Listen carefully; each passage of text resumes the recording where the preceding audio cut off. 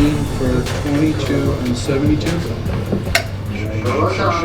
Yeah. Yeah, I'd like to do that. Hello again, Mr. Commissioner. Just want to make sure this All right, works. Get back to you in less than a minute. Yeah. If Mike phones in, we'll do it.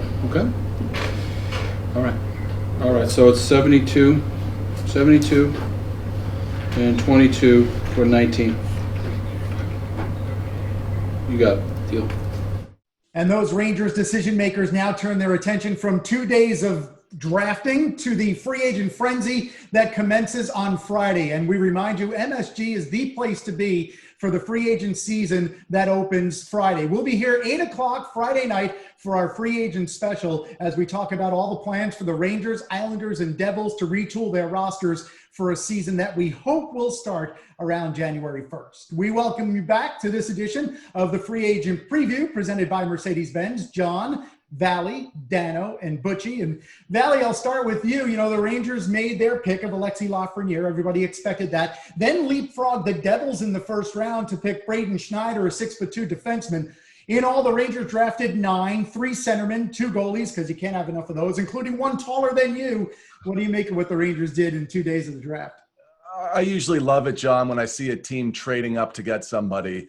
And the reason why is because typically teams have their list. They have their list and they want to stick to it. You hear people talk about it all the time. We're going to take the best guy that's available, still available on our list. And I think what happened with Braden was that he was falling, and I think the Rangers had him very high on their list, and he was falling into an area they didn't expect him to be in. And when he was still available at 19, they moved up to get him, and they were very aggressive to do that. And that's typically a strong play for a move that you know you're getting somebody that's going to help you. You believe he's going to play in the National Hockey League. By all accounts, he's a defensive defenseman that's going to be a shutdown guy, maybe even better than a Ryan Lindgren type. So high character, glue, and that's more than what the Rangers bargained for probably when they started the, that part of the draft. And I think all in all, it's a terrific day for the Rangers. Yeah, you can see how excited JD was to be able to move up. All right, so we know Schneider's probably a couple of years away. As far as what this roster is going to look like when next season starts, obviously the Rangers' restricted free agent situation was front and center for them. They qualified all 4 players. That doesn't mean that they're all going to be back. But when the Rangers open the coffers beginning on Friday for free agency, where do you expect them to look most prominently? Well, I think it's going to be on the left side. And typically GMs, their job is to know what they have before everybody else does. But in this case, if you look quickly at the roster, you can say that the Rangers need help on the left side on their defense. And they're very strong on the right side. So I'm sure they're going to get a lot of phone calls about what they can possibly do with a D'Angelo move, something that could help them on the left side, maybe depth at center. You've got Artemi Panarin that just needs to get the puck to be able to make plays himself. He's one of the top passers in the game next to Connor McDavid and Patrick Kane for me. So if you can get somebody at depth center and hopefully something to help them on the left side on the defense, that would be a big win for the Rangers. Kenny, we have seen players come to this market as free agents and succeed at times, but also fail quite noticeably at times as well. Just speak to the challenges of not only playing in this market, but having to play up to a contract, and you've watched hundreds over your career, having to play up to a contract as a marquee free agent. Well, first off, I will say I think it's more difficult coming to this market, especially in New York.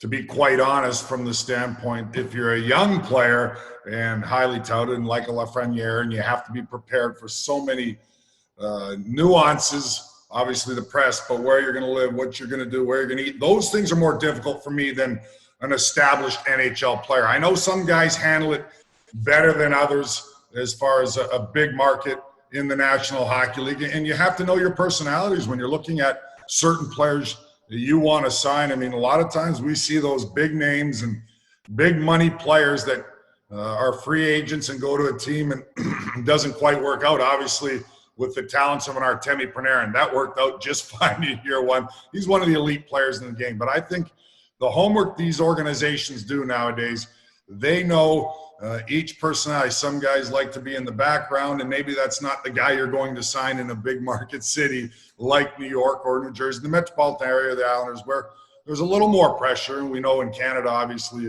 It's a huge amount of pressure in Toronto and Montreal. So I think you just have to make sure you know their personality and think they're ready to handle it. They're National Hockey League players, and they're getting paid big money for a reason. You better be able to handle it, in my opinion. But yes, certain cities are a little more difficult. Butch, you moved from LA to the island via trade. Then you went to Boston on waivers. So when you were a player, you didn't have the chance to be a free agent. Is that something that you would have coveted, that you would have maybe wanted to have?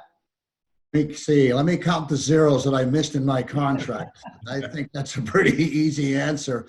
Aside from the money, which is an obvious statement, because certainly Kenny and I, not so much Valley, understand what the tremendous opportunity free agency brings to the player.